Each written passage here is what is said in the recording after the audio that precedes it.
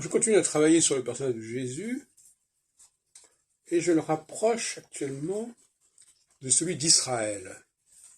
Jacob Israël, parce que le nom d'Israël, c'est quand même celui qui lutte, c'est d'ailleurs comme ça que c'est traduit et que c'est rendu dans le texte hébraïque, qui lutte avec Dieu, notamment.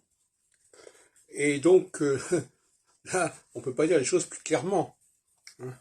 Celui qui lutte avec Dieu, c'est le rival de Dieu, c'est celui qui défie Dieu. Et c'est donc le nom d'Israël est donc bien porté quelque part. Donc, je vois dans les évangiles une sorte d'éloge du supplice.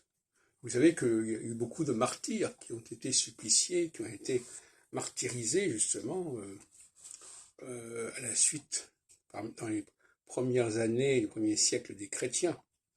Ils ont suivi en quelque sorte l'exemple de Jésus. L'exemple de Jésus, c'est de mourir sur la croix ou de mourir dévoré par les lions ou je ne sais quoi. Et donc c'est quelque chose qui est paradigmatique, cette histoire de supplice, qu'on retrouve d'ailleurs chez Prométhée, entre parenthèses. Et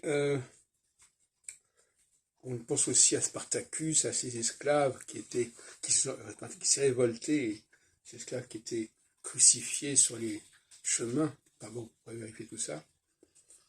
Mais on a affaire à une sorte d'école de kamikazes qui payent de leur personne par opposition à une théologie judaïque assez froide, assez systémique, assez même astrologique, je dirais, c'est-à-dire qui